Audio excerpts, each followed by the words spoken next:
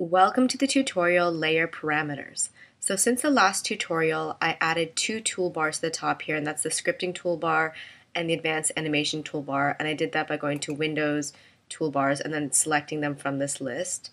And with the Maintain Size tool, I just brought the birds back, so these are the birds right here, so that they're just in front of the mountains.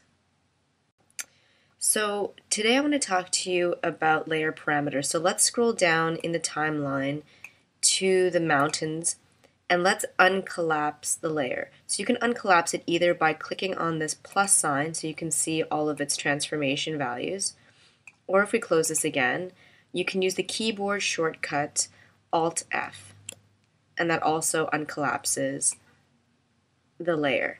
And what we're going to talk about with this layer, you could also do with a peg. So it's the exact same thing that you would do using a peg in the timeline or working with a peg in the timeline. So if we take a look at our values here, we see that the position is divided into the X, Y, and Z values. So they are separate in this case. They're not locked together. And that is the same thing with the scale. They're separate and not locked together. And right now, I know for a fact, because the rotation only has one value here, the angle Z, the 3D rotation is not enabled. So having the positions locked or separate is really a matter of preference as well as the scale. For scale, it's sort of an obvious choice. If you need to scale things uniformly, generally you want them always locked together. If you want to have a lot of squash and stretch going on in your animation, you want them separate because you won't be able to elongate or squash anything if the values are locked together. That's the same thing with the positioning. If you want a lot of smooth transitions, it's better to have them locked together. However, if you know you're going to need to animate things very specifically, like I did with the sliding door, I want to make sure that the Y value is not going anywhere, or I just want to animate on one of the three axes. It's better and you have a lot more flexibility if you have them separate. So right now, if I wanted to create a new layer and I wanted these locked together instead of having them separate, and I wanted that to be my default, so every time I create a new layer, these values are locked together, I would have to go to my preferences to change it. So on Mac, that's under Animate Pro, Preferences. On Windows, that's under Edit Preferences. So if we go to the General tab, and under the Settings section here, you'll see that it says Default Separate Position for Elements, Default Separate Scale for Elements, and they have the same thing for pegs here at the top. So an element is a general way of calling a layer or a module. So if you see drawing element or peg element, that could be a peg layer or a peg module, or just a peg element if you're just giving it a general name. So we're going to uncheck these just so you see what happens here. So instead of making them separate, they're going to be locked together. So I'm going to hit the Enter button to validate my change. And you're not going to see anything here because these are still separate and these are still separate. However, if I create a new layer and then uncollapse it, you'll notice that there's only one path position.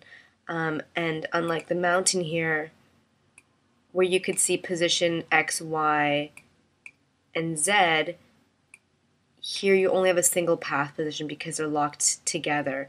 And you only have one velocity. So velocity is applied on all three of these path positions, where here you can apply a separate velocity to the three different path positions as you're animating. And that's the same thing for the scale here. It's locked together so you can only scale uniformly, whereas here you can scale the X and Y values as we said before. So what we changed in the preferences, just to reiterate, was to change the default preferences every time you create a new drawing element, i.e. another drawing layer or module. So I'm just going to delete that. So if we want to change the individual preferences for this specific layer, so it's not going to happen every time I create a new layer, but just for the mountains, you can double click on it to get the layer properties, as you see here at the top. And you also have the ability here to choose whether you want to have the scale being separate or the position being separate, or if you want them locked together like that. And so you can see a noticeable change here. So now this looks like the new layer that we created. There's only one path choice, there's a velocity choice now, and the scale is locked together. So it's generally recommended to keep these things separate, which I'm going to do. And the other thing I wanted to show you is that if you enable 3D here, you all of a sudden get all these choices for the rotation, and this is for 3D rotation, and I'm not going to go into that too much here. We will go into that later. But you also all of a sudden have some options here, and this is of course only for Animate Pro users, not for Animate users. You don't have this option to enable 3D, so you won't see any of these preferences in your layer properties panel. And you have the choice between Quaternion and I believe you pronounce it Euler Angles. It looks like it's Euler, but I think the correct pronunciation is Euler. So Quaternion, what it does is it's essentially locking the three values together, the x, y, and z. And there's generally a fourth number, and what that is it takes these three position points and it actually places them in the correct order. And maybe you don't need to know all that detail, but what you do need to know is if you choose Quaternion, the velocity is applied on all three equally, so you can't give a separate velocity for the x, the y, and the z. And also that this option is generally recommended if you're doing long, smooth trajectories in 3D space. However, if you choose the Euler Angles, it's basically giving you a separate value that you can enter in for the x, y, and z, and you can apply the velocity separately once again. And you also noticed here that there's a change in the timeline. Here you have three separate rotations, and here you only have the Quaternion, and then the velocity that you choose here will be applied to all three position points. So I'm going to disable that. So that's pretty much it for the tutorial layer properties. Stay tuned for the next tutorial, adding and deleting keyframes.